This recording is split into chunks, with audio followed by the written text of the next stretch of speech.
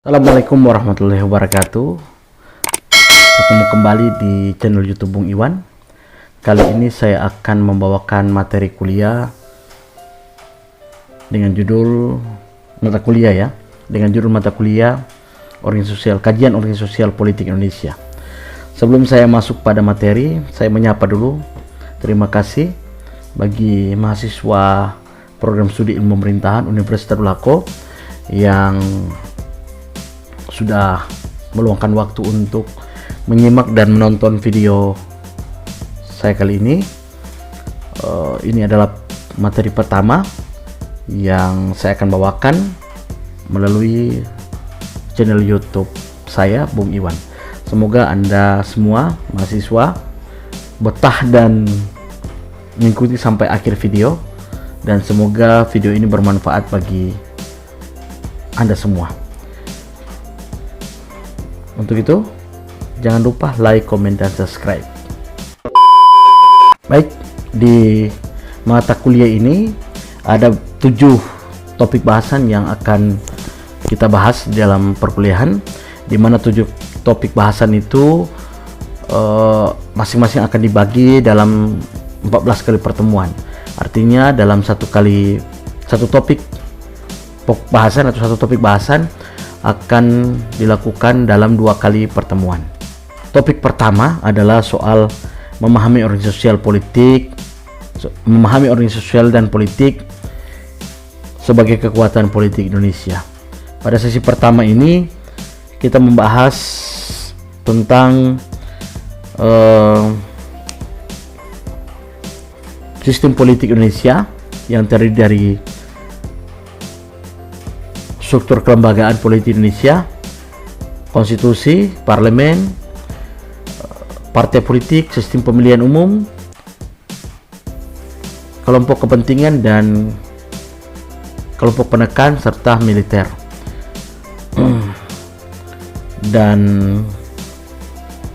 yang kedua adalah soal sejarah politik Indonesia, di mana pada topik kedua ini kita akan membahas tentang sejarah politik Indonesia dari masa kolonial hingga saat ini, termasuk perubahan-perubahan yang terjadi di dalam sistem politik dan aktor politiknya. Artinya pada sesi kedua ada topik kedua ini kita tidak hanya membahas soal sistem politik atau strukturnya atau fungsi. Jadi kalau bicara sistem itu kan ada lembaga, ada fungsi, lalu ada relasi antara lembaga itu. Jadi pada sesi kedua ini kita tidak hanya bicara pada aspek lembaga, fungsinya maupun relasinya, tapi kita juga bicara soal keberadaan aktor-aktor politik. Karena itu penting, sebab di era demokrasi aktor politik juga menjadi bagian yang tak terpisahkan dari bagaimana peran aktor politik itu mempengaruhi arah kebijakan negara. Lalu kemudian yang ketiga adalah ideologi politik, membahas mengenai ideologi-ideologi politik yang ada di Indonesia, termasuk ideologi Pancasila dan Islam, serta ideologi-ideologi yang pernah tumbuh di era atau di sejarah politik masa lalu, di zaman Orde Lama, Orde Baru, dan kekinian. Kita tidak bisa pungkiri bahwa di era Orde Lama politik-politik identitas yang berbasis ideologi itu sangat kental mewarnai dinamika atau percaturan politik 50-an sampai 60-an di zaman Orde Lama. Ideologi politik atau politik aliran itu menjadi sangat kental mewarnai keberadaan partai-partai politik pada waktu itu. Lalu kemudian sesi keempat kita bicara soal kekuatan politik tradisional, membahas mengenai kekuatan politik yang berasal dari kearifan lokal, budaya tradisional seperti adat istiadat, agama, dan budaya, ya. Sesi kelima kita bicara soal kekuatan politik modern.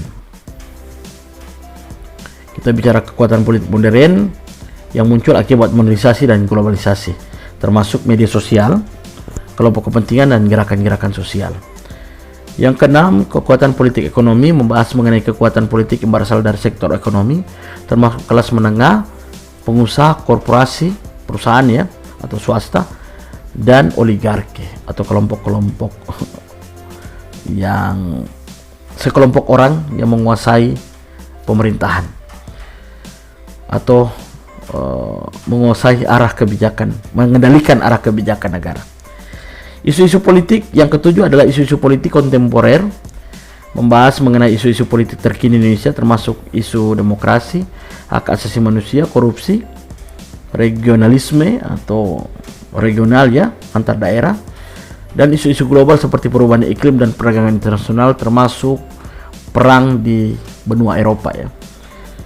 Nah, semua topik yang kita mau bicarakan dalam mata kuliah ini itu dalam rangka pertujuan agar mahasiswa dapat memahami berbagai kekuatan politik yang ada di Indonesia serta dampak dan implikasinya terhadap sistem politik dan masyarakat Indonesia secara keseluruhan. Saya berharap dari ketujuh topik itu yang akan kita bagi nanti di 2 kali pertemuan, sehingga kemudian bisa menjadi 16 kali pertemuan, menyenangkan bagi Anda, karena belajar adalah sesuatu yang penting bagi kita, suatu kebutuhan, sehingga kita mampu memahami dan mengetahui tentang sejarah politik, kekuatan politik Indonesia, dan kekuatan politik masa kini di dalam sistem politik demokrasi. Oke, kita akan lanjutkan pada sesi kedua, topik tentang sistem politik Indonesia. Terima kasih. Assalamualaikum warahmatullahi wabarakatuh.